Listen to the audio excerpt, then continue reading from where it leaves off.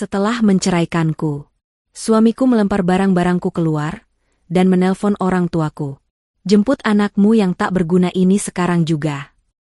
Aku sudah ceraikan dia. 15 menit kemudian, ayahku sampai membawa mobil mewahnya dan 3 bodyguard. Ini rumahku. Kamu yang angkat kaki dari rumah ini sekarang juga. Atau kupatahkan kakimu. Bentak ayahku. Suamiku yang tak tahu diri itu langsung bersujud meminta maaf. Setelah ini kupastikan dia menyesal dan menderita. Karena, sebelum ceritanya dimulai, silahkan tulis di kolom komentar dari daerah mana saja teman-teman yang menonton cerita ini. Jangan lupa like dan subscribe agar channel ini bisa semakin berkembang dan bisa mempersembahkan cerita yang lebih menarik lagi. Suara pintu depan yang dibanting dengan keras membuat seisi rumah bergetar. Deswita yang sedang duduk di sofa ruang tamu terlonjak kaget. Jantungnya berdegup kencang melihat suaminya, Aji, melangkah masuk dengan wajah merah padam penuh amarah. Tidak ada salam, tidak ada senyum hangat yang dulu selalu menghiasi wajah pria itu ketika pulang kerja. Hanya ada tatapan nyalang yang seolah ingin menelan Deswita hidup-hidup. Aji tidak berhenti berjalan, hingga ia berdiri tepat di hadapan istrinya yang masih mematung. Tanpa aba-aba, tangan Aji terayun kasar. Bukan untuk memukul, melainkan melempar sebuah amplop coklat tebal tepat ke wajah Deswita. Ujung amplop yang tajam menggores pipi Deswita, meninggalkan rasa perih yang menyengat, namun rasa sakit di hatinya jauh lebih hebat ketika amplop itu jatuh ke pangkuannya. Deswita menatap amplop itu dengan tangan gemetar, lalu menatap suaminya yang kini berkacak pinggang dengan napas memburu.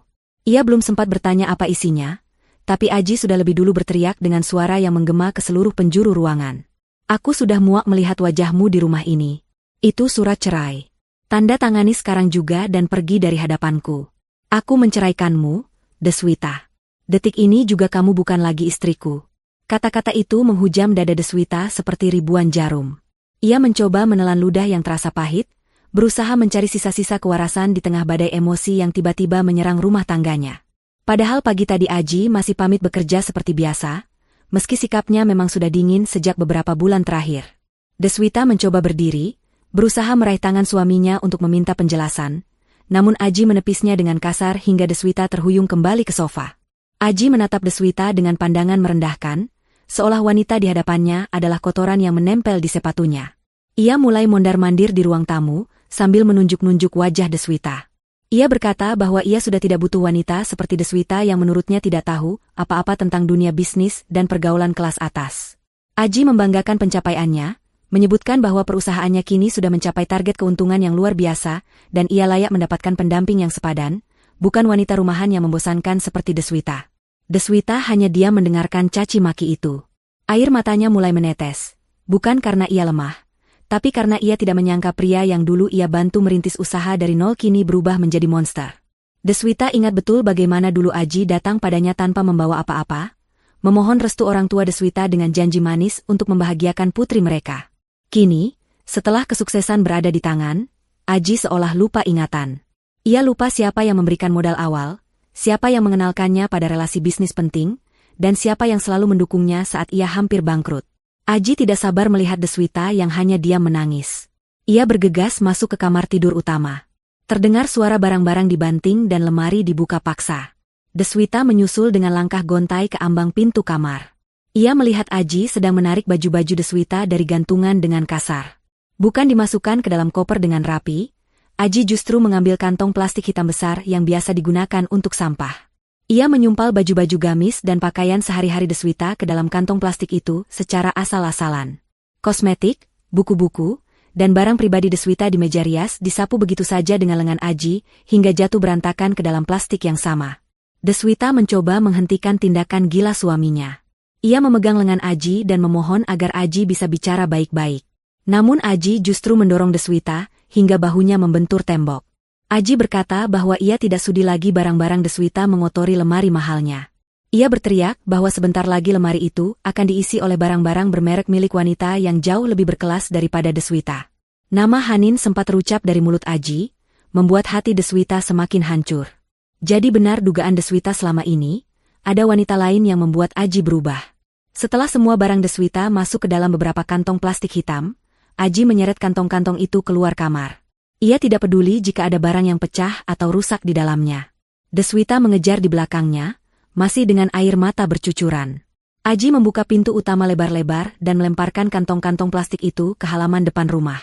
Plastik-plastik itu mendarat di atas rumput dan paving block dengan bunyi gedebuk yang menyedihkan. Beberapa tetangga mungkin bisa melihat kejadian ini, tapi Aji sudah tidak peduli dengan rasa malu. Baginya, menyingkirkan Deswita adalah prioritas utama agar ia bisa memulai hidup baru dengan Hanin di rumah mewah ini. Aji berbalik menatap Deswita yang berdiri mematung di teras. Dengan senyum sinis, ia merogoh saku celananya dan mengeluarkan ponsel. Ia menekan nomor telepon seseorang dengan sengaja mengaktifkan mode pengeras suara, agar Deswita bisa mendengar. Nada sambung terdengar beberapa kali sebelum akhirnya suara berat seorang pria parubaya menjawab dari seberang sana. Itu adalah suara Pak Rusdi, ayah Deswita. Tanpa basa-basi dan tanpa rasa hormat sedikitpun, Aji langsung menyemburkan kalimat penghinaan. Jemput sampah tak berguna ini sekarang juga. Aku sudah ceraikan anak bapak. Dia tidak becus jadi istri, hanya bisa menghabiskan uangku dan menjadi beban hidupku. Aku tidak mau melihat wajahnya lagi di rumahku. Cepat datang dan bawa dia pergi sebelum aku panggil petugas kebersihan untuk mengangkutnya bersama sampah-sampah lain. Deswita menutup mulutnya menahan isak tangis mendengar ayahnya dihina sedemikian rupa. Di seberang telepon, hening sejenak sebelum sambungan diputus sepihak oleh Aji. Pria itu tertawa puas, merasa menang. Ia merasa di atas angin, merasa sebagai penguasa yang berhak menentukan nasib orang lain. Ia melirik jam tangan mahalnya lalu menatap Deswita dengan tatapan mengancam. Ia memberi waktu 15 menit. Jika dalam 15 menit orang tua Deswita tidak datang, ia mengancam akan menyeret Deswita keluar pagar dan membiarkannya terlantar di pinggir jalan raya. Deswita menatap Aji dengan pandangan yang perlahan berubah. Rasa sedih itu mulai bercampur dengan rasa kasihan. Kasihan karena Aji tidak tahu siapa sebenarnya yang sedang ia hadapi. Deswita memang selama ini memilih hidup sederhana, menyembunyikan identitas asli keluarganya demi menjaga harga diri Aji sebagai suami. Ia ingin Aji merasa sukses karena usahanya sendiri, bukan karena bayang-bayang kekayaan mertuanya. Namun hari ini, Aji sendiri yang menghancurkan tabir pelindung itu. Deswita menghapus air matanya. Ia tidak lagi memohon. Ia berjalan pelan menuju tumpukan kantong plastik di halaman, berdiri di sana menunggu jemputan ayahnya. Ia tidak akan melawan dengan kata-kata kasar, karena ia tahu, sebentar lagi Aji akan mendapatkan pelajaran terbesar dalam hidupnya. Aji yang melihat Deswita diam, mengira istrinya itu sudah pasrah dan ketakutan. Ia kembali masuk ke dalam rumah untuk mengambil minuman dingin, lalu duduk di kursi teras layaknya seorang raja yang sedang mengawasi budaknya. Menunggu 15 menit itu berakhir dengan penuh kesombongan. 15 menit berlalu dengan sangat lambat bagi Aji yang sudah tidak sabar ingin menyingkirkan Deswita, namun terasa sangat cepat bagi atmosfer di sekitar rumah itu yang mendadak berubah mencekam. Aji baru saja hendak bangkit dari kursi terasnya untuk merealisasikan ancamannya menyeret Deswita, ketika suara deru mesin mobil yang halus namun bertenaga terdengar mendekat. Bukan suara mobil biasa, melainkan suara mesin performa tinggi yang hanya dimiliki oleh kendaraan kelas atas. Sebuah mobil sedan hitam mengkilap berhenti tepat di depan gerbang rumah yang terbuka. Di belakangnya, dua mobil SUV besar berwarna hitam turut berhenti, memblokir jalan akses di depan rumah. Aji mengernyitkan dahi, bingung melihat iring-iringan mobil mewah itu. Ia tidak ingat memiliki rekan bisnis yang menggunakan mobil semewah itu. Pintu gerbang yang memang sudah terbuka lebar memudahkan mobil sedan itu masuk perlahan ke pelataran, diikuti oleh tatapan heran Aji. Deswita yang berdiri di samping tumpukan kantong plastiknya hanya menunduk. Tahu betul siapa yang datang. Pintu penumpang belakang mobil sedan itu terbuka. Seorang pria paruh baya turun dengan langkah tegap.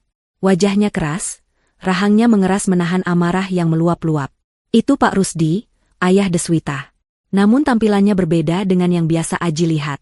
Jika biasanya Pak Rusdi tampil santai dengan kemeja batik sederhana saat Aji berkunjung, kali ini Pak Rusdi mengenakan setelan jas formal yang memancarkan aura kekuasaan yang mengintimidasi.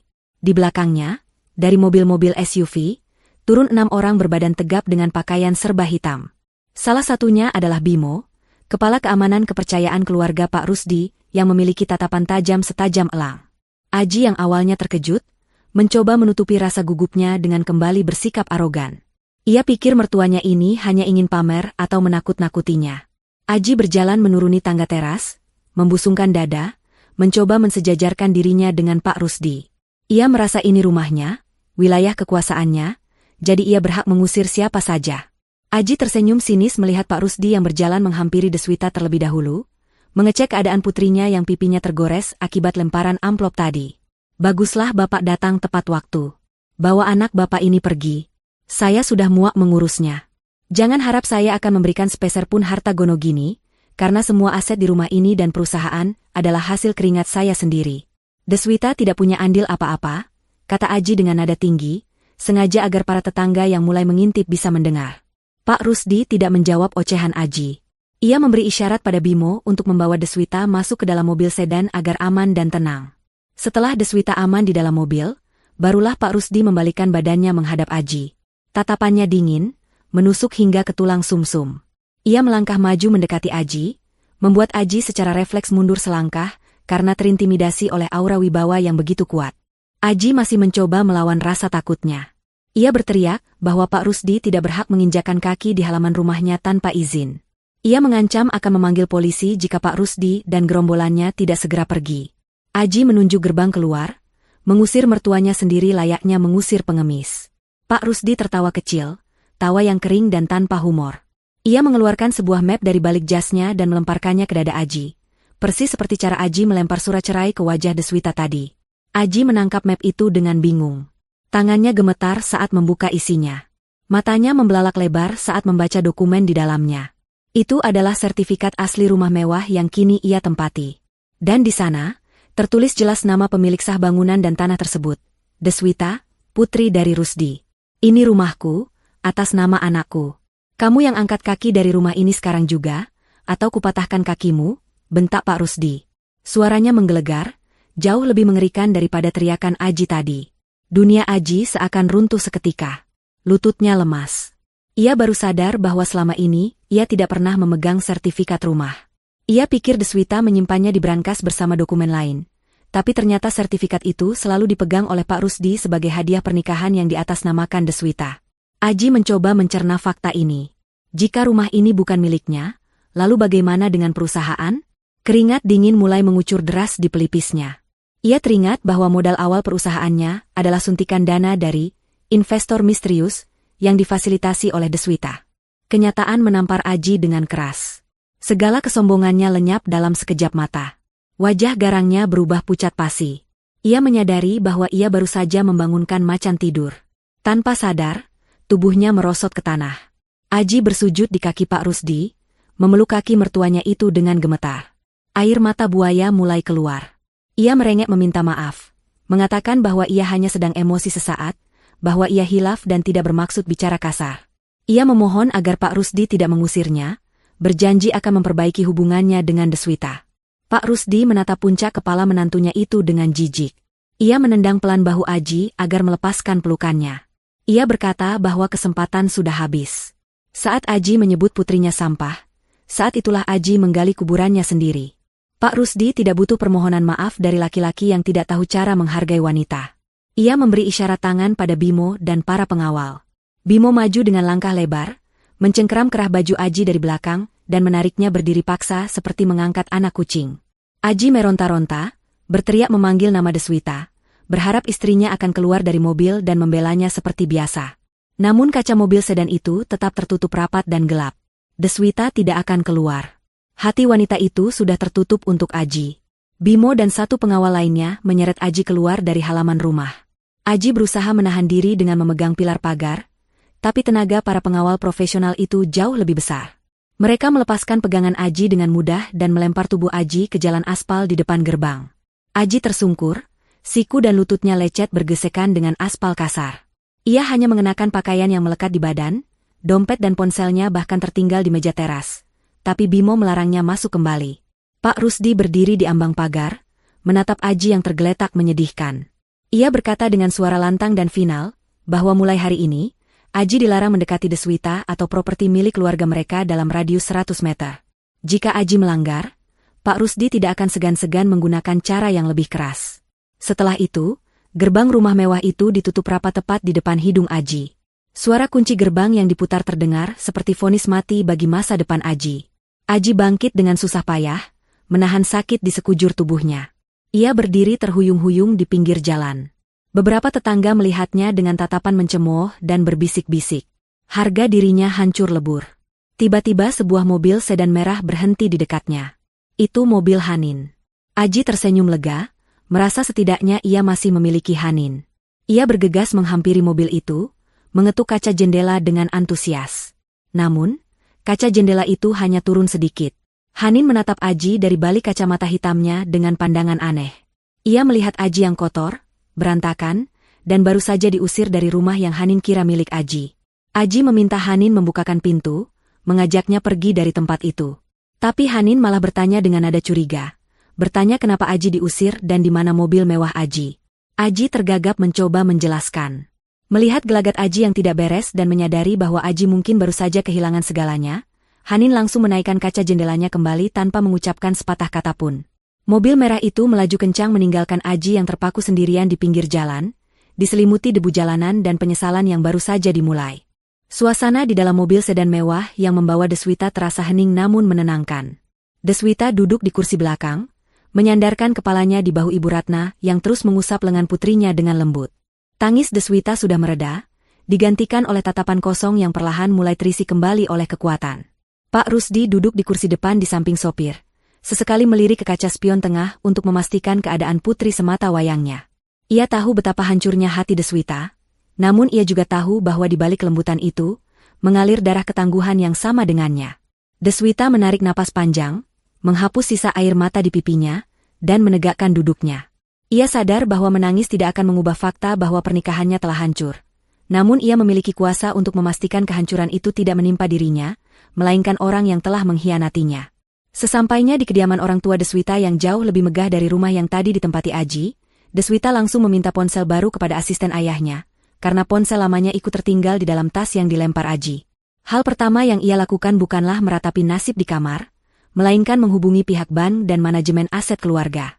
Dengan suara yang tenang namun tegas, Deswita memberikan instruksi untuk membekukan seluruh fasilitas keuangan yang selama ini ia berikan kepada Aji.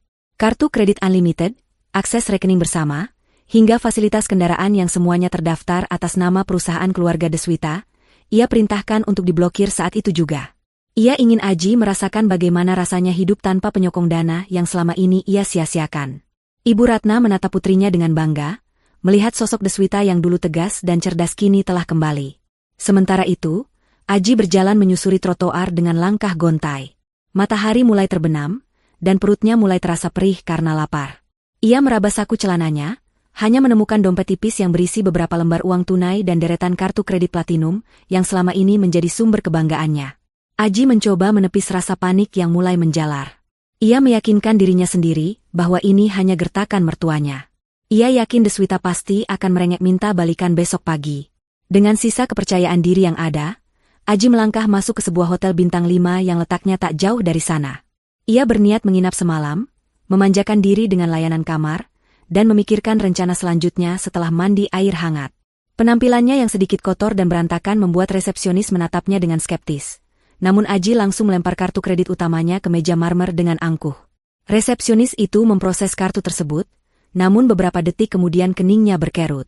Ia mencoba menggesek kartu itu sekali lagi, lalu menggeleng pelan. Ia menyampaikan dengan sopan bahwa kartu tersebut ditolak oleh sistem. Aji mendengus kesal, mengira mesin edisi hotel itu yang rusak. Ia mengeluarkan kartu kedua, lalu kartu ketiga. Hasilnya sama saja. Semua kartu, mulai dari yang berlogo bank ternama hingga kartu eksklusif, semuanya tidak bisa digunakan. Wajah Aji mulai memerah, bukan karena marah, tapi karena malu. Antrean tamu di belakangnya mulai berbisik-bisik, menatapnya seperti melihat penipu yang tertangkap basah. Resepsionis itu akhirnya mengembalikan tumpukan kartu Aji dan memintanya untuk membayar tunai atau meninggalkan tempat itu. Aji yang tidak membawa cukup uang tunai untuk membayar deposit kamar semewah itu, terpaksa memungut kartu-kartunya dengan tangan gemetar dan berjalan keluar hotel diiringi tatapan merendahkan dari para staf. Malam semakin larut dan udara mulai terasa dingin menusuk tulang. Aji mencoba menelepon Hanin menggunakan sisa baterai ponselnya yang sudah sekarat, namun nomornya sudah diblokir. Ia mencoba meminjam ponsel orang yang lewat, tapi tidak ada yang mau meminjamkan pada orang asing dengan penampilan mencurigakan. Aji akhirnya menyerah. Ia berjalan menuju sebuah taman kota yang sepi. Tidak ada kasur empuk, tidak ada pendingin ruangan, dan tidak ada selimut hangat. Ia duduk di sebuah bangku kayu keras yang catnya sudah mengelupas. Nyamuk mulai mengerubungi telinga dan kakinya, membuatnya tidak bisa tidur nyenyak. Perutnya berbunyi semakin keras. Namun uang tunai yang ia miliki sangat terbatas, Ia harus menghematnya karena tidak tahu sampai kapan kondisi ini akan berlangsung. Di tengah kegelapan malam dan dinginnya angin, Aji mulai merenung. Ia masih tidak percaya hidupnya berbalik 180 derajat, hanya dalam hitungan jam. Ia merasa ini tidak adil. Ia merasa dirinya adalah korban kekejaman mertuanya. Ia menyalahkan Deswita yang menurutnya tidak membela suami. Rasa benci dan dendam mulai tumbuh di hatinya, menutupi akal sehatnya. Ia bertekad besok pagi ia akan pergi ke kantornya. Perusahaan itu adalah wilayah kekuasaannya, tempat di mana ia dihormati sebagai direktur utama. Ia yakin Pak Rusdi tidak bisa menyentuhnya di sana, karena secara hukum ia merasa memiliki kontrak kerja yang kuat. Aji akhirnya tertidur dalam posisi duduk memeluk lutut, meringkuk kedinginan seperti gelandangan yang sering ia hina dulu. Cahaya matahari pagi yang menyilaukan membangunkan Aji dari tidur yang tidak nyenyak. Badannya terasa remuk redam, lehernya kaku, dan ia merasa sangat lengket karena belum mandi. Orang-orang yang berolahraga pagi di taman menatapnya dengan jijik, beberapa bahkan menutup hidung saat melewatinya. Aji buru-buru bangun, merapikan kemejanya yang kusut dan kotor, berusaha mengembalikan wibawanya. Ia merogoh saku, mengambil ponselnya yang ternyata mati total karena kehabisan daya.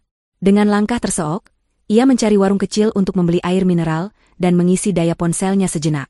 Begitu ponsel menyala, rentetan notifikasi masuk. Salah satunya adalah sebuah surel, email, resmi dengan tanda seru merah. Aji membukanya dengan jantung berdebar. Matanya membelalak membaca judul surel tersebut. Pemberitahuan pemutusan hubungan kerja dan pencabutan jabatan direktur utama secara tidak hormat. Darah Aji mendidih membaca surel pemecatan itu. Ia membanting gelas plastik air mineral yang baru diminumnya hingga isinya tumpah, membuat pemilik warung memarahinya. Aji tidak peduli. Ia merasa ini sudah keterlaluan. Bagaimana mungkin ia dipecat dari perusahaan yang ia besarkan? Ia merasa memiliki andil besar dalam kemajuan perusahaan itu. Ia yakin ini adalah ulah Pak Rusdi yang memanipulasi Dewan Komisaris. Dengan sisa uang di dompet, Aji menyetop taksi. Ia harus ke kantor sekarang juga. Ia akan melabrak HRD, melabrak komisaris, dan membuktikan bahwa tanpa dirinya, perusahaan itu akan runtuh. Ia akan menuntut pesangon miliaran rupiah jika mereka benar-benar ingin membuangnya. Taksi berhenti di depan gedung perkantoran megah di pusat kota.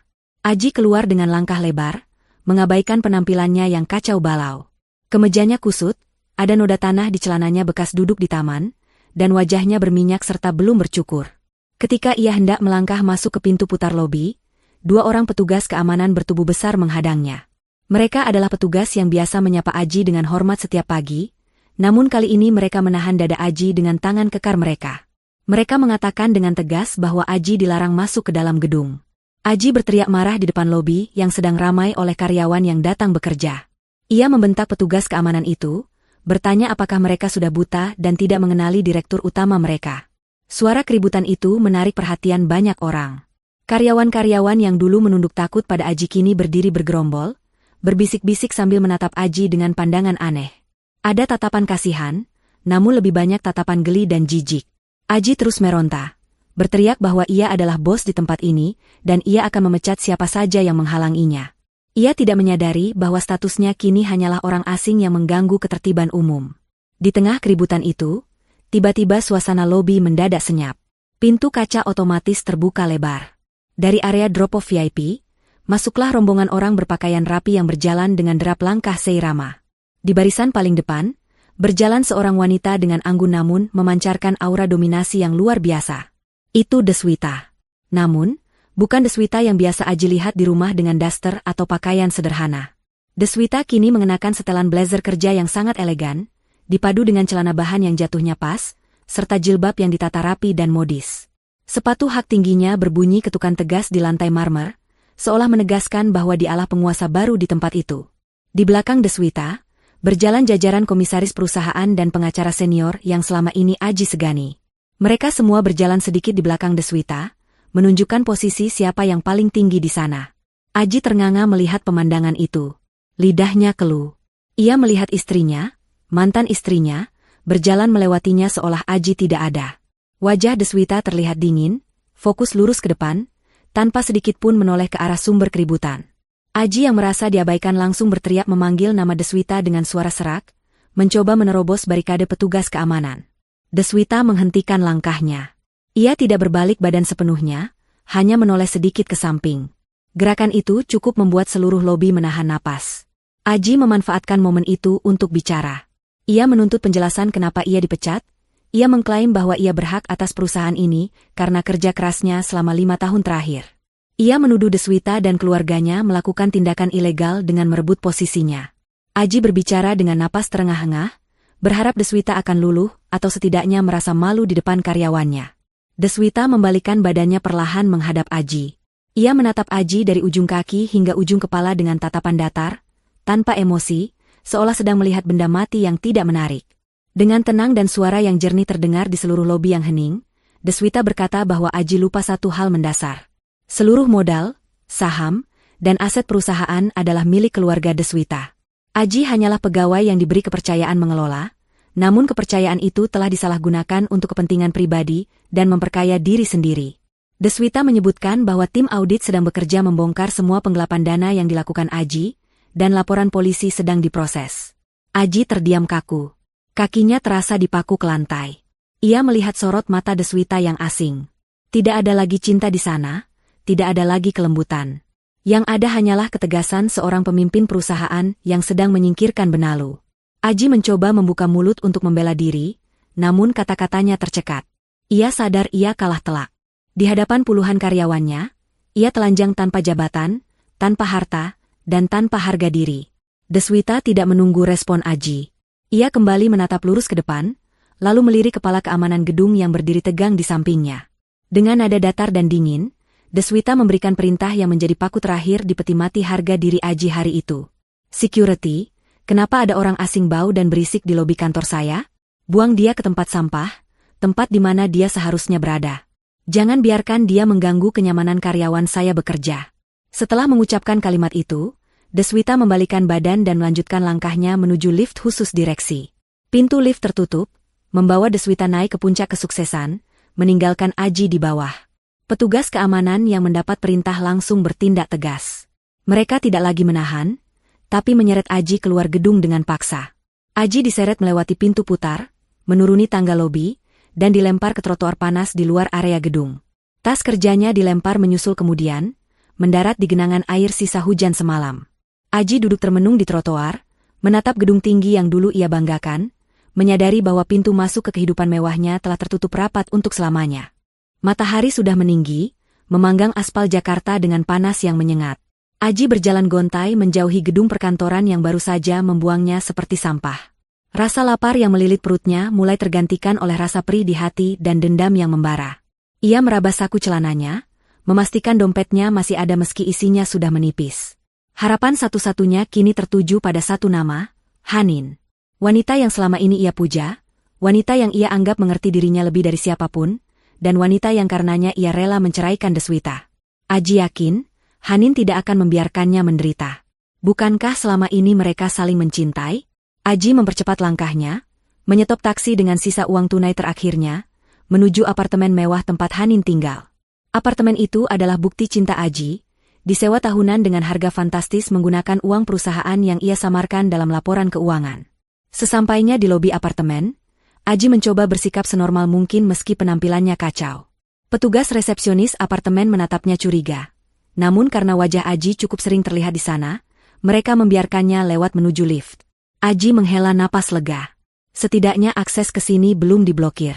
Di dalam lift yang membawanya ke lantai 20, Aji menyusun kalimat di kepalanya. Ia akan menceritakan kejahatan keluarga Deswita, lalu meminta Hanin untuk menampungnya sementara waktu.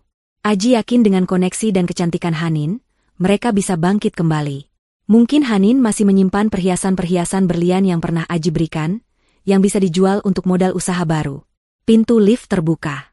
Aji melangkah cepat menuju unit nomor 205. Jantungnya berdebar kencang penuh harap. Ia menekan bel pintu berkali-kali dengan tidak sabar. Tidak ada jawaban. Aji mencoba memasukkan kode kunci pintu digital yang ia hafal di luar kepala. Pintu berbunyi bip panjang tanda akses ditolak. Aji panik. Ia mencoba lagi, hasilnya sama. Kodenya sudah diganti. Keringat dingin mulai bercucuran. Ia kembali menekan bel, kali ini sambil menggedor pintu dan memanggil nama Hanin. Beberapa menit kemudian, pintu terbuka sedikit. Wajah Hanin muncul di celah pintu. Namun, tidak ada senyum manja yang biasa menyambut Aji. Wajah itu dingin, datar, dan dipenuhi rasa kesal. Hanin tidak membukakan pintu lebar-lebar, ia masih memasang rantai pengaman pintu seolah Aji adalah orang asing yang berbahaya. Penampilan Hanin terlihat rapi, seperti orang yang hendak bepergian jauh. Di belakangnya, Aji bisa melihat tumpukan koper besar yang berjajar di ruang tamu. Sayang, kenapa kodenya diganti? Kenapa pakai rantai segala?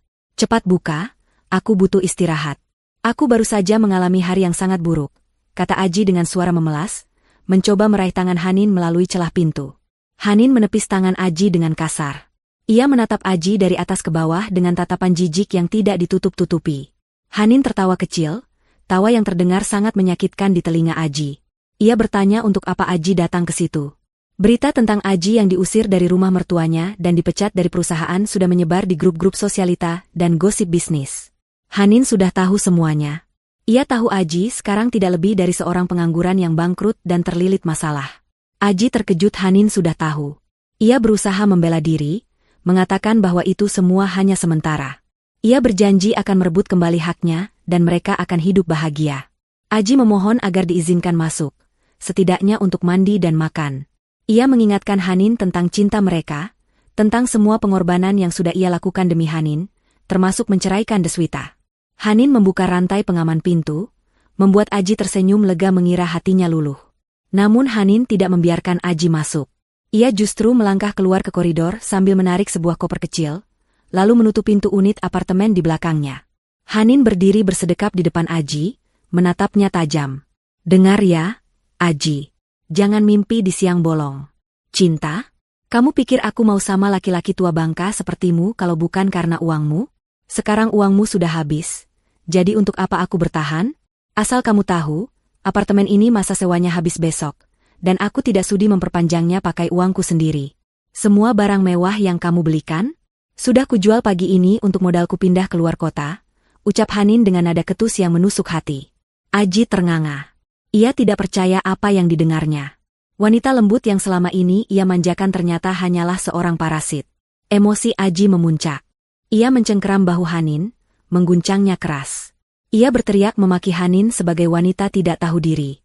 Ia menuntut Hanin mengembalikan uang dan barang-barangnya. Keributan itu membuat tetangga unit sebelah membuka pintu dan mengancam akan memanggil keamanan.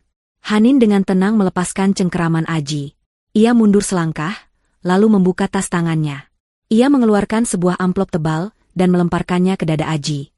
Itu adalah berkas-berkas fotokopi. Aji memungutnya dengan tangan gemetar. Saat melihat isinya, wajahnya pucat pasi. Itu adalah bukti-bukti transfer, bukti markup anggaran proyek, dan bukti aliran dana perusahaan ke rekening pribadi Aji yang selama ini Aji pikir tersimpan rapi dan rahasia. Ternyata Hanin diam-diam mengumpulkan semua itu sebagai jaminan keamanan dirinya sendiri. Itu hadiah perpisahan dariku. Bukti-bukti korupsimu selama memimpin perusahaan mertuamu. Aku tadinya mau menyerahkan itu ke polisi kalau kamu macam-macam. Tapi kulihat sepertinya istri mantanmu yang pintar itu pasti sudah menemukannya juga. Jadi, anggap saja itu kenang-kenangan. Sekarang pergi dari sini sebelum aku teriak maling, ancam Hanin. Aji terpaku. Kakinya lemas. Ia menyadari bahwa ia benar-benar sendirian sekarang.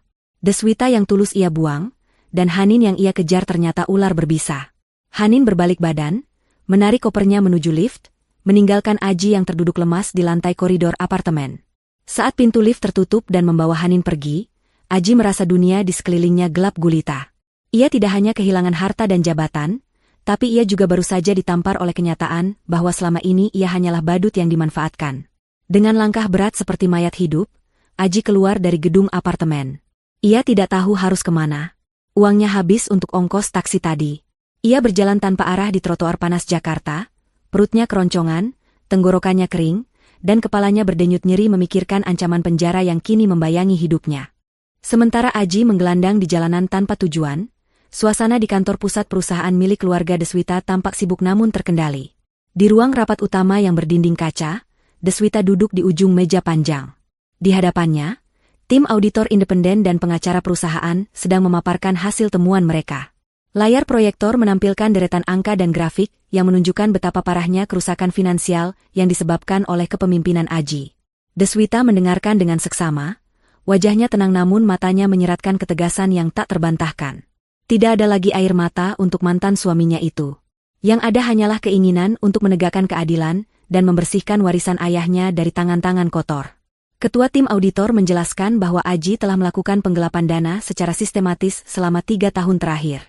Modusnya beragam, mulai dari memalsukan tagihan vendor, menaikkan anggaran pengadaan barang fiktif, hingga menggunakan kartu kredit perusahaan untuk kepentingan pribadi yang sangat boros. Ditemukan bukti pembayaran sewa apartemen mewah, pembelian tas-tas bermerek, hingga perhiasan yang nilainya miliaran rupiah, yang semuanya tidak ada hubungannya dengan operasional bisnis. Deswita mengangguk pelan. Ia sudah menduganya, tapi melihat bukti hitam di atas putih tetap membuatnya miris. Ia memberi instruksi kepada tim pengacara untuk segera memproses temuan ini ke jalur hukum tanpa ampun. Ia ingin Aji mempertanggungjawabkan setiap rupiah yang ia curi. Di sisi lain kota, Aji sedang duduk meringkuk di bangku sebuah warung makan pinggir jalan yang sederhana. Ia baru saja menghabiskan sepiring nasi dengan lauk seadanya, dibayar menggunakan uang receh terakhir yang ia temukan di saku jasnya. Penampilannya kini jauh dari kata direktur. Kemejanya kotor dan bau keringat, rambutnya acak-acakan, dan wajahnya kusam. Ia menatap kosong ke arah jalan raya yang ramai. Orang-orang yang makan di warung itu sesekali meliriknya dengan tatapan aneh, namun Aji sudah tidak peduli. Rasa laparnya memang hilang sejenak, tapi rasa takutnya semakin besar. Ia terus terbayang wajah Hanin yang licik dan ancaman audit perusahaan. Tiba-tiba, suara sirine mobil polisi terdengar mendekat, meraung-raung membelah kebisingan lalu lintas. Aji tersentak. Jantungnya berpacu cepat. Ia mencoba menenangkan diri, berpikir bahwa polisi itu pasti lewat untuk urusan lain. Namun, firasat buruknya terbukti ketika 2 mobil patroli polisi berhenti mendadak tepat di depan warung makan tempatnya duduk. Lampu rotator biru menyilaukan mata Aji. Beberapa petugas berseragam lengkap turun dengan sigap, diikuti oleh beberapa orang berpakaian preman yang Aji kenali sebagai detektif. Aji panik. Ia hendak bangkit dan lari lewat pintu belakang warung, namun kakinya tersandung kaki meja hingga ia jatuh tersungkur. Sebelum ia sempat bangun, sepasang tangan kekar sudah mencengkeram lengannya, memuntir ke belakang, dan menekan wajahnya ke meja kayu yang berminyak. Suara logam beradu terdengar tajam saat borgol dipasang di kedua pergelangan tangannya. Pengunjung warung makan langsung heboh. Banyak yang mengeluarkan ponsel mereka, merekam kejadian penangkapan itu. Aji berusaha menyembunyikan wajahnya, malu setengah mati. Ia, Aji sang direktur terhormat, kini diringkus seperti maling ayam di depan umum. Seorang petugas membacakan hak-hak Aji dan surat perintah penangkapan atas tuduhan penggelapan dana perusahaan, penipuan, dan pemalsuan dokumen. Aji tidak bisa berkata apa-apa. Tenggorokannya tercekat. Ia digiring masuk ke dalam mobil polisi di bawah sorotan kamera ponsel warga yang antusias. Video penangkapannya detik itu juga mulai beredar di media sosial, menjadi tontonan viral dengan judul, Mantan Direktur Sombong Ditangkap Saat Makan di Warteg. Sesampainya di kantor polisi, Aji langsung dimasukkan ke ruang interogasi yang dingin dan suram. Ia duduk sendirian selama berjam-jam, membiarkan mentalnya dihancurkan oleh ketidakpastian. Ketika penyidik akhirnya masuk dan menyodorkan bukti-bukti yang mereka miliki, Aji tahu ia tidak bisa mengelak. Bukti transfer, rekaman CCTV, kesaksian staf keuangan, semuanya mengarah padanya. Penyidik mengatakan ancaman hukumannya bisa mencapai belasan tahun penjara mengingat jumlah kerugian yang sangat besar. Dalam keputusasaan, Aji meminta haknya untuk melakukan satu panggilan telepon. Dengan tangan gemetar yang masih diborgol, ia menekan nomor yang paling ia hafal di luar kepala. Nomor Deswita. Ia berharap, sangat berharap, hati nurani Deswita masih tersisa sedikit untuknya. Mungkin Deswita akan kasihan melihat kondisinya, mungkin Deswita akan mencabut laporannya demi kenangan masa lalu mereka. Nada sambung terdengar panjang, menyiksa batin Aji. Halo, selamat sore. Suara yang menjawab bukan suara lembut Deswita, melainkan suara wanita lain yang terdengar formal dan tegas. Aji mengenali suara itu sebagai asisten pribadi Deswita. Dengan suara parau menahan tangis, Aji memohon untuk bicara dengan Deswita. Ia berteriak histeris, mengatakan bahwa ia ditangkap polisi dan butuh bantuan Deswita sekarang juga. Ia memohon agar asisten itu menyambungkan teleponnya. Hening sejenak di seberang sana, lalu asisten itu menjawab dengan nada yang sangat sopan namun mematikan. Maaf, Bapak Aji. Ibu Deswita tidak bisa diganggu. Beliau sedang memimpin rapat penting untuk proses akuisisi perusahaan kompetitor yang dulu menjadi saingan Bapak. Ibu berpesan, segala urusan yang berkaitan dengan Bapak sekarang sudah diserahkan sepenuhnya kepada tim kuasa hukum perusahaan. Selamat menikmati proses hukum Anda, Pak. Klik. Sambungan telepon diputus. Aji menatap gagang telepon di tangannya dengan tatapan kosong. Telepon itu terlepas dari genggamannya, menggantung dengan kabel yang berayun pelan. Harapan terakhirnya musnah. Deswita bukan lagi istri penurut yang bisa ia bodohi. Wanita itu kini telah menjelma menjadi sosok yang tak terjangkau, sibuk membangun kerajaan bisnisnya semakin besar, sementara Aji membusuk di dalam sel tahanan yang sempit dan bau. Aji meraung menangis. Suaranya menggema di lorong kantor polisi, sebuah tangisan penyesalan yang terlambat dan sia-sia. Proses hukum berjalan dengan kecepatan yang menyiksa bagi Aji. Setelah melewati serangkaian pemeriksaan maraton yang menguras fisik dan mentalnya, Aji akhirnya diberikan penangguhan penahanan sementara dengan status tahanan kota. Namun, kebebasan itu terasa semu dan hampa. Pengadilan dan pihak bank telah bergerak cepat menyita seluruh aset yang dimilikinya untuk menutupi kerugian perusahaan dan hutang-hutang pribadinya yang menumpuk. Apartemen sewaan sudah disegel, mobil-mobil yang belum lunas ditarik oleh leasing, dan rekening pribadinya dibekukan total hingga saldo nol. Aji keluar dari kantor polisi hanya dengan pakaian kusam yang melekat di badan, dan sebuah tas plastik kecil berisi barang-barang pribadi yang tidak bernilai jual. Tidak ada pengacara yang mendampinginya karena ia tidak sanggup membayar jasa mereka, dan pengacara publik yang ditunjuk seolah bekerja setengah hati melihat kasusnya yang sudah jelas kalah telak. Dunia luar yang menyambut Aji terasa jauh lebih kejam daripada dinginnya sel tahanan.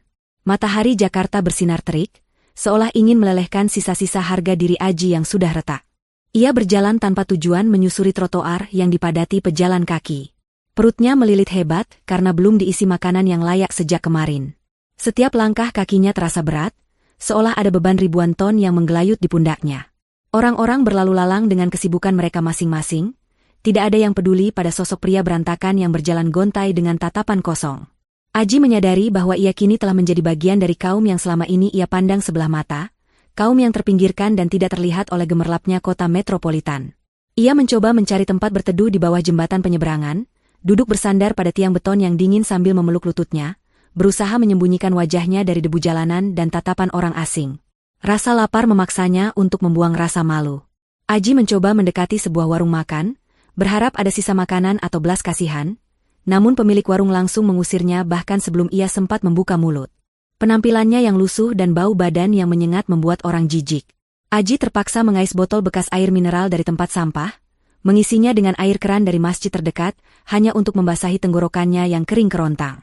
Air itu terasa payau, namun ia tidak punya pilihan lain. Sambil meneguk air itu, air matanya menetes, bercampur dengan keringat dan debu di pipinya.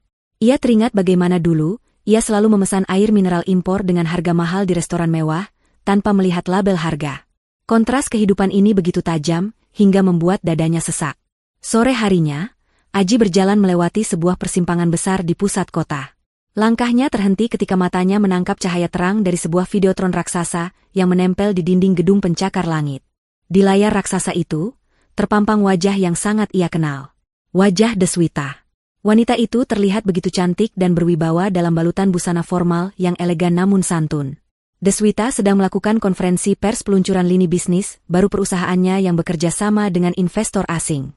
Senyum di wajah Deswita terlihat begitu tulus dan percaya diri, matanya berbinar memancarkan kecerdasan dan kekuatan.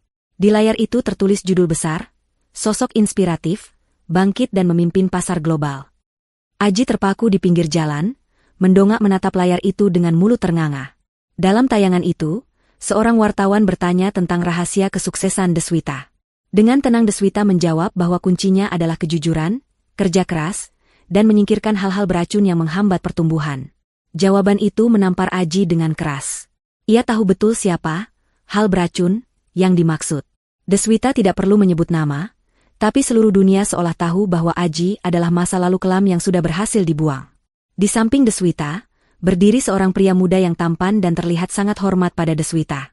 Pria itu adalah mitra bisnis baru yang dikabarkan sedang dekat dengan Deswita. Melihat kedekatan mereka di layar, Aji merasakan tusukan cemburu yang luar biasa. Namun ia sadar ia tidak punya hak apa-apa lagi. Ia hanyalah butiran debu di bawah kaki Deswita yang kini terbang tinggi menggapai langit.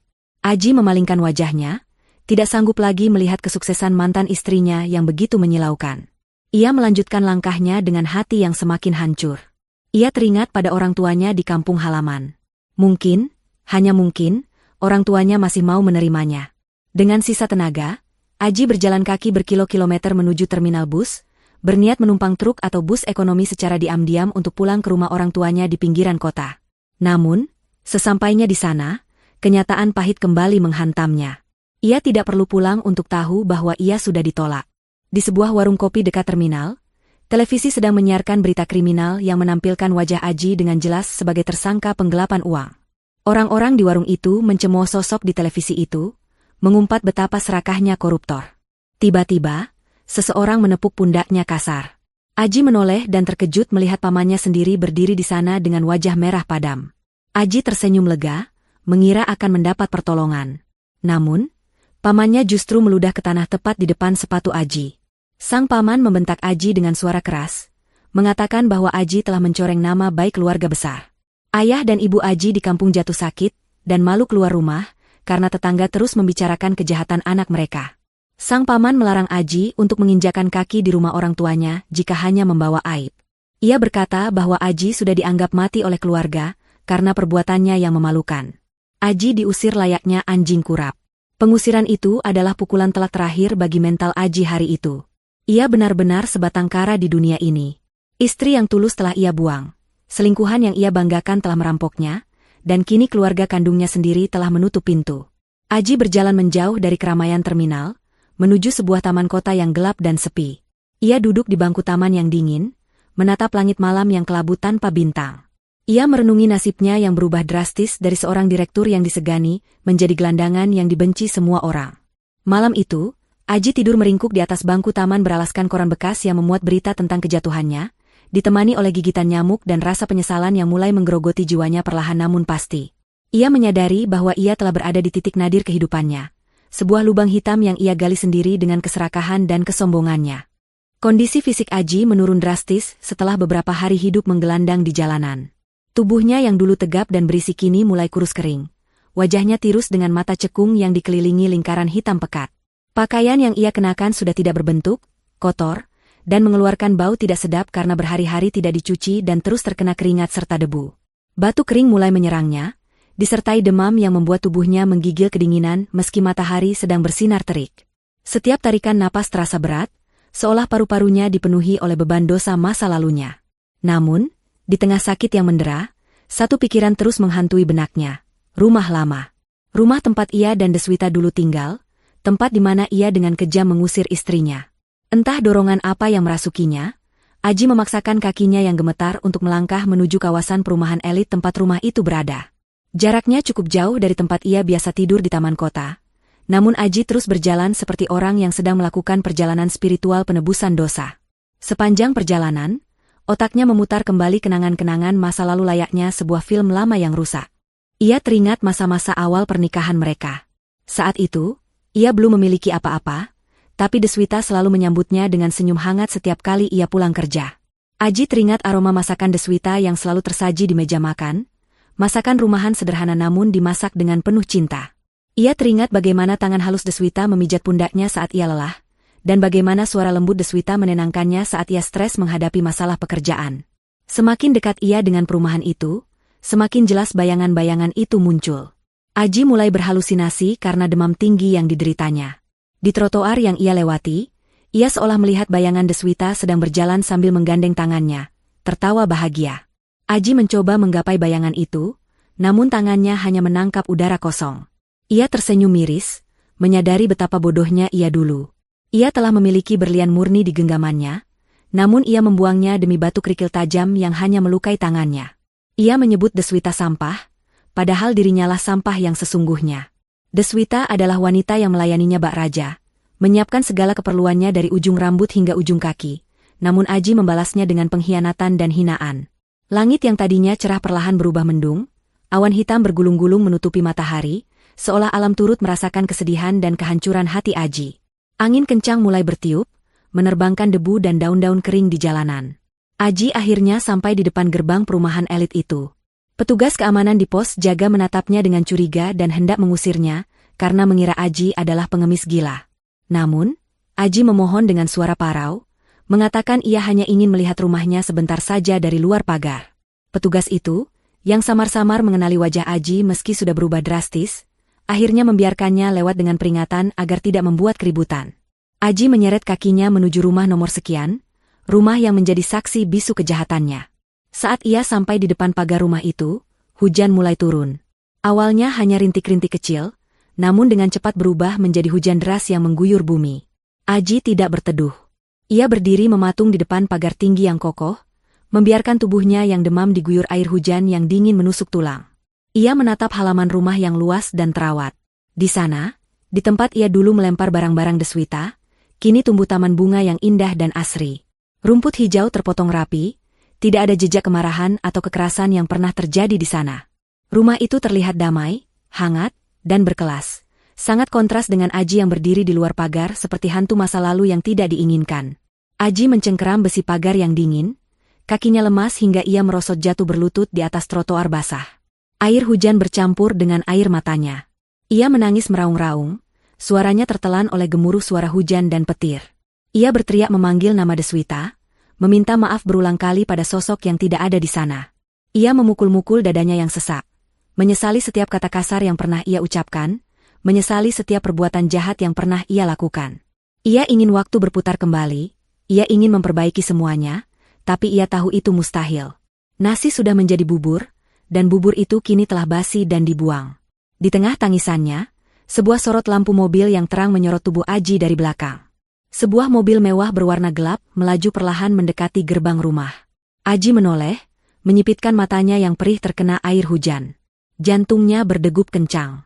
Ia mengenali mobil itu. Itu mobil Deswita. Harapan bodoh tiba-tiba muncul di hatinya. Mungkin Deswita akan melihatnya. Mungkin Deswita akan kasihan melihat kondisinya yang menyedihkan ini. Mungkin Deswita akan turun, membawakannya payung, dan memaafkannya seperti dulu Deswita selalu memaafkan kesalahannya. Mobil itu berhenti tepat di depan gerbang yang otomatis terbuka. Aji berusaha bangkit, melambai lemah ke arah kaca jendela samping penumpang belakang. Ia melihat siluet Deswita di dalam sana. Kaca jendela mobil itu turun perlahan, hanya beberapa sentimeter. Aji menahan napas, matanya berbinar penuh harap. Ia mengira Deswita akan memanggilnya. Namun, kaca itu hanya turun sebentar, seolah memastikan siapa gumpalan kotor yang ada di dekat pagar. Setelah melihat wajah Aji, tidak ada ekspresi terkejut atau sedih di wajah Deswita yang samar-samar terlihat. Wajah itu datar, dingin, dan asing.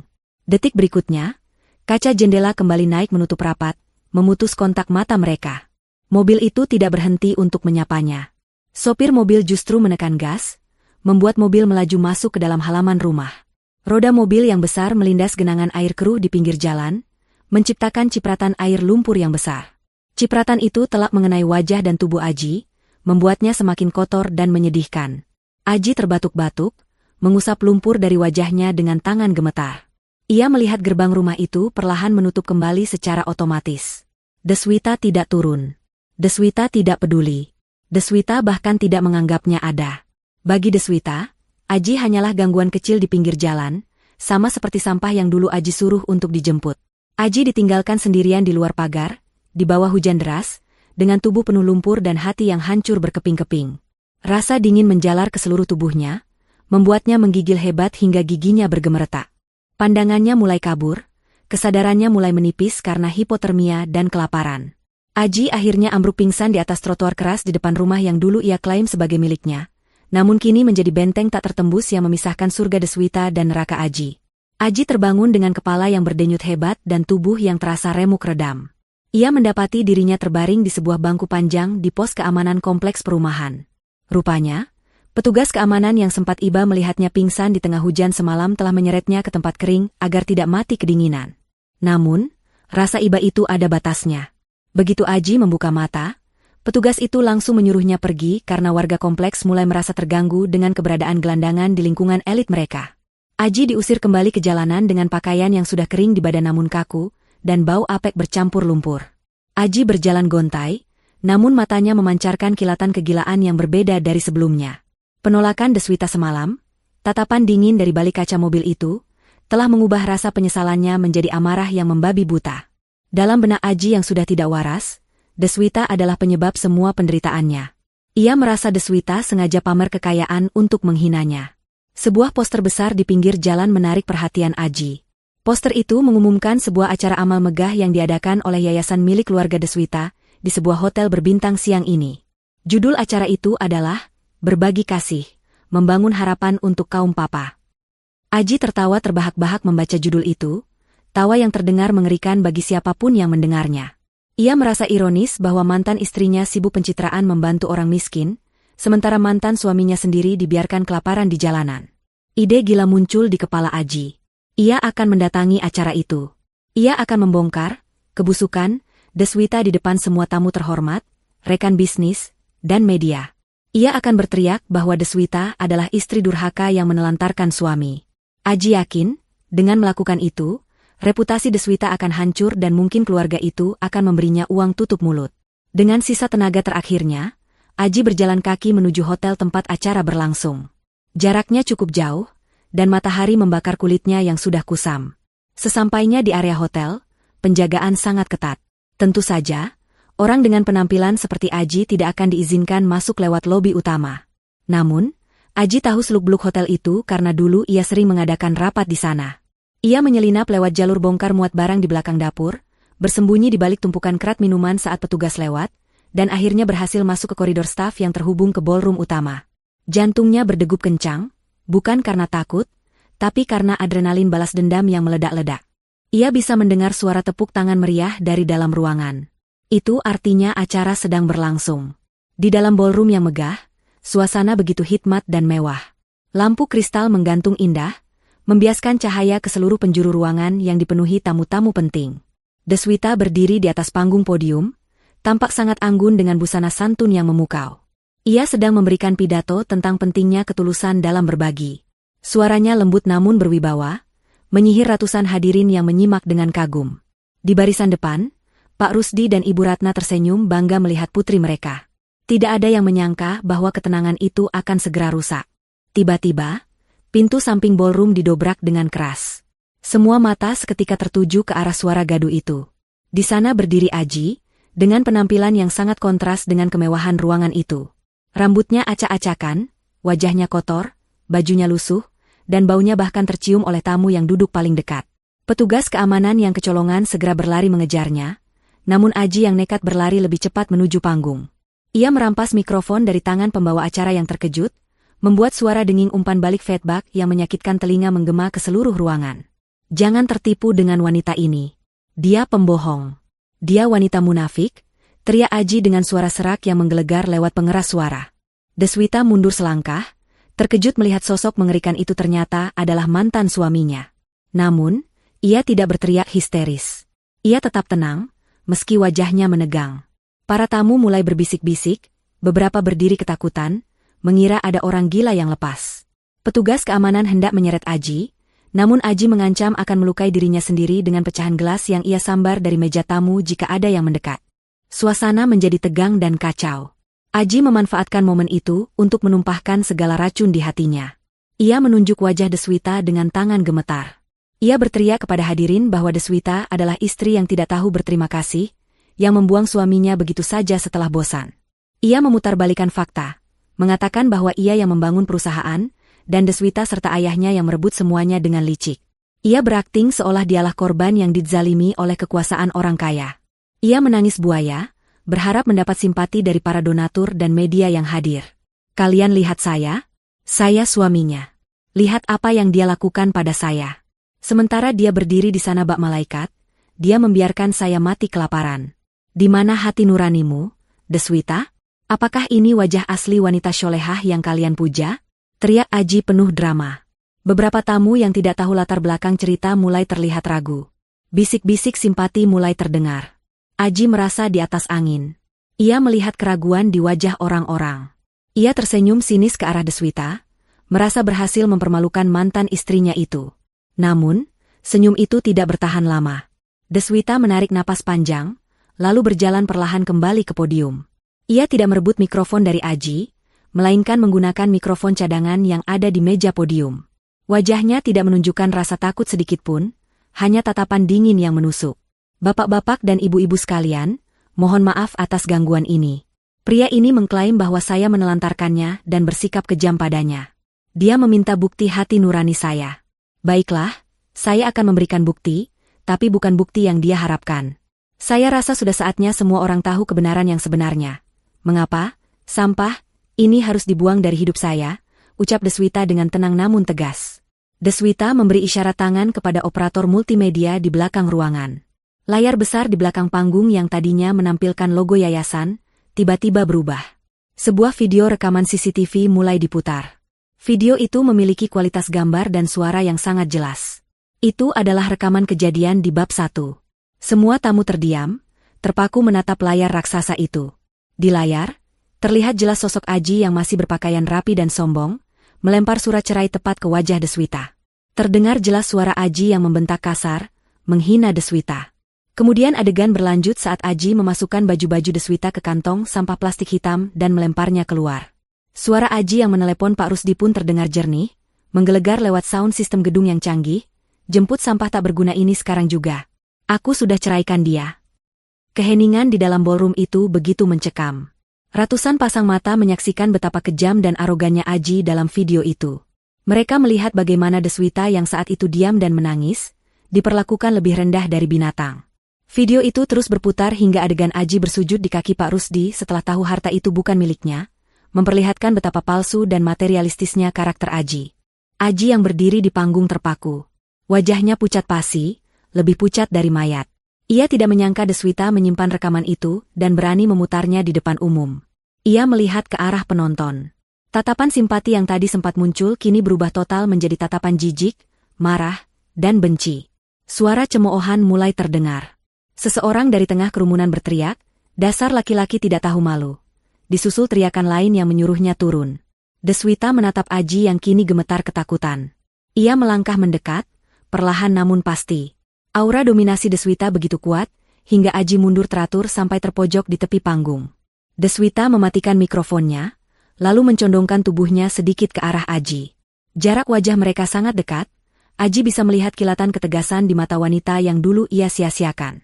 Deswita berbisik, suara yang hanya bisa didengar oleh Aji namun menghujam lebih tajam dari pisau belati. "Terima kasih sudah menceraikanku hari itu. Itu adalah hal terbaik dan terindah yang pernah kamu lakukan untuk hidupku. Sekarang, nikmatilah panggung kehinaanmu. Ini adalah panggung terakhirmu."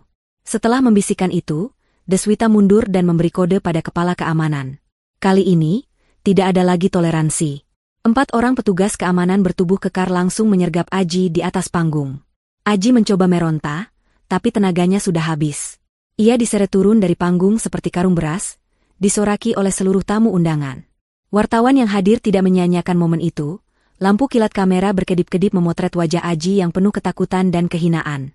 Aji diseret keluar dari ballroom, melewati koridor panjang, hingga dilempar keluar dari pintu belakang hotel, tepat di dekat tempat pembuangan sampah dapur. Ia jatuh tersungkur di antara tumpukan kantong plastik sampah yang bau, persis seperti nasib yang dulu ia harapkan untuk Deswita. Di dalam gedung, acara kembali berlanjut. Deswita mendapatkan tepuk tangan penghormatan standing ovation dari seluruh hadirin atas keberanian dan ketegarannya. Sementara di luar, di antara lalat dan bau busuk, Aji menangis meraung-raung, menyadari bahwa hidupnya benar-benar sudah tamat. Ia telah hancur sehancur-hancurnya, tanpa ada satu orang pun di dunia ini yang bersimpati padanya. 1 tahun telah berlalu sejak insiden memalukan di acara amal itu. Roda kehidupan telah berputar dengan sangat drastis, menempatkan setiap orang pada posisi yang pantas mereka dapatkan sesuai dengan apa yang mereka tanam. Pagi itu, di lobi gedung pencakar langit milik perusahaan keluarga Deswita, aktivitas berjalan sibuk seperti biasa. Gedung itu semakin megah setelah renovasi besar-besaran, menjadi simbol kesuksesan bisnis yang dipimpin oleh Deswita. Lantai marmernya mengkilap memantulkan cahaya lampu gantung yang mewah. Orang-orang berpakaian rapi berlalu lalang dengan langkah cepat dan percaya diri. Namun, di sudut lobi dekat pilar besar, ada satu sosok yang tampak berbeda. Seorang pria kurus dengan seragam cleaning service berwarna biru kusam sedang berlutut, menggosok noda kopi di lantai dengan kain lap. Pria itu adalah Aji. Wajahnya kini terlihat jauh lebih tua dari usia sebenarnya. Kerutan-kerutan penderitaan menghiasi dahinya, dan rambutnya yang dulu selalu ditata rapi kini mulai memutih dan tipis. Tidak ada lagi jejak kegagahan seorang mantan direktur. Setelah keluar dari penjara, karena kasus penggelapan dan keributan di hotel, Aji tidak bisa mendapatkan pekerjaan layak dimanapun. Catatan kriminalnya membuat semua perusahaan menutup pintu. Hartanya nol, keluarganya membuangnya, dan teman-temannya menghilang. Satu-satunya pekerjaan yang bisa ia dapatkan adalah menjadi petugas kebersihan outsourcing di perusahaan penyedia jasa kebersihan. Dan ironi terbesar dalam hidupnya adalah, perusahaan outsourcing itu menempatkannya bertugas di gedung ini. Gedung yang dulu ia masuki sebagai bos, kini ia masuki sebagai tukang bersih-bersih. Setiap hari adalah siksaan batin bagi Aji. Ia harus membersihkan toilet yang dulu ia gunakan, mengepel lorong tempat ia dulu berjalan angkuh, dan memungut sampah dari tempat sampah yang dulu ia perintah-perintah. Para karyawan lama yang masih bekerja di sana seringkali mengenalinya. Awalnya mereka terkejut, namun lama-kelamaan mereka terbiasa, dan hanya menatapnya dengan pandangan kasihan atau acuh tak acuh. Aji harus menelan harga dirinya bulat-bulat setiap kali ada mantan bawahannya yang menegurnya, karena lantai masih basah atau toilet kurang wangi. Hari ini, Aji sedang menggosok lantai dengan sekuat tenaga, keringat menetes dari pelipisnya. Punggungnya sakit, lututnya nyeri. Tiba-tiba, suasana lobi yang bising mendadak senyap, lalu berganti menjadi kasak-kusuk antusias. Aji mendengar suara langkah kaki yang banyak mendekat dari arah pintu utama. Ia tidak berani mendongak, takut melakukan kesalahan. Ia terus menunduk menggosok lantai. "Selamat pagi, Bu Deswita." "Selamat pagi, Pak." Sapa para resepsionis dan petugas keamanan dengan serempak dan penuh hormat. Mendengar nama itu, tangan Aji yang memegang kain lap gemetar hebat hingga berhenti bergerak. Jantungnya seolah berhenti berdetak. Perlahan, dengan rasa takut yang luar biasa, Aji mengangkat kepalanya sedikit. Di sana, hanya berjarak beberapa meter darinya, Deswita sedang berjalan masuk. Ia tampak jauh lebih cantik dan bersinar daripada setahun lalu. Wajahnya memancarkan kebahagiaan yang tulus dan kedamaian hati. Ia mengenakan busana kerja yang sangat elegan namun tetap syar'i, membalut tubuhnya yang kini terlihat sedikit lebih berisi karena sedang mengandung. Tangan Deswita menggandeng erat lengan seorang pria di sampingnya. Pria itu tinggi, gagah, dan memiliki senyum yang sangat hangat. Itu adalah suami baru Deswita, seorang pengusaha sukses yang dikenal dermawan dan sangat mencintai keluarganya. Di tangan kirinya, Deswita juga menggandeng seorang anak kecil yatim piatu yang baru saja mereka adopsi, melengkapi kebahagiaan keluarga kecil mereka. Mereka berjalan dikelilingi oleh aura positif yang membuat siapa saja yang melihatnya ikut tersenyum. Deswita tertawa renyah menanggapi candaan suaminya, tawa yang dulu tidak pernah Aji dengar saat bersamanya. Mata Deswita berbinar penuh cinta saat menatap suaminya, tatapan yang dulu Aji sia-siakan demi wanita lain. Rombongan itu berjalan semakin dekat ke arah Aji. Aji ingin lari, ingin sembunyi, ingin menghilang di telan bumi. Tapi kakinya kaku. Ia hanya bisa menunduk dalam-dalam, berharap Deswita tidak melihatnya. Aji meremas kain pel kotor di tangannya, merasakan betapa rendahnya dirinya saat ini. Dulu, ia yang melempar Deswita keluar seperti sampah. Sekarang, ia benar-benar menjadi orang yang mengurusi sampah di istana Deswita. Langkah kaki Deswita dan suaminya melewati tempat Aji berlutut. Ujung sepatu mahal Deswita bahkan hampir menyentuh seragam Aji. Aji menahan napas, menunggu. Apakah Deswita akan berhenti? Apakah Deswita akan memarahinya? Atau mungkin mengejeknya? Namun, Deswita tidak berhenti. Ia bahkan tidak menoleh sedikit pun. Ia terus berjalan sambil mengobrol dengan suaminya tentang rencana liburan mereka ke Tanah Suci. Bagi Deswita, sosok yang sedang mengepel di lantai itu hanyalah bagian dari latar belakang gedung, tidak lebih penting dari pot bunga atau tiang pilar. Aji sama sekali tidak terlihat di mata Deswita. Aji sudah menjadi masa lalu yang benar-benar terhapus, tidak relevan, dan tidak pantas mendapatkan perhatian sekecil apapun, bahkan sekadar tatapan kebencian.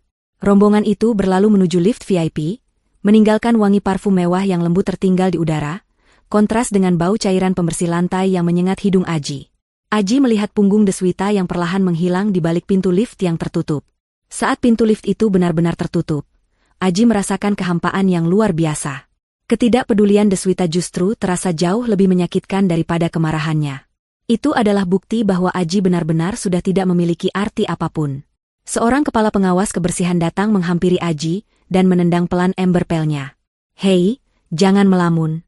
Cepat bersihkan itu, di sebelah sana ada tumpahan minuman lagi. Ingat, kalau tidak bersih, gaji kamu dipotong." Bentak pengawas itu. Aji tersentak kaget. Ia buru-buru mengangguk patuh. "Siap, Pak." "Maaf, Pak," jawabnya dengan suara lirih. Aji kembali mencelupkan kain pelnya ke dalam air kotor di ember, memerasnya, dan mulai mengepel lagi. Air mata menetes dari matanya, jatuh bercampur dengan air pel yang keruh. Ia teringat kata-katanya sendiri di telepon setahun yang lalu, "Jemput sampah tak berguna ini." Kata-kata itu kini menjadi kutukan yang mengikatnya seumur hidup. Dialah sampah itu. Dia yang dibuang, dia yang tidak berguna, dan dia yang harus membersihkan kotoran orang lain demi sesuap nasi. Aji terus mengepel, maju mundur, dalam siklus penyesalan yang tidak akan pernah berakhir. Sementara di lantai teratas gedung itu, Deswita hidup dalam kebahagiaan yang sempurna, dikelilingi cinta yang tulus, tanpa pernah lagi mengingat nama Aji. Karma telah bekerja dengan cara yang paling adil dan menyakitkan, menempatkan setiap orang tepat di tempat yang seharusnya mereka berada.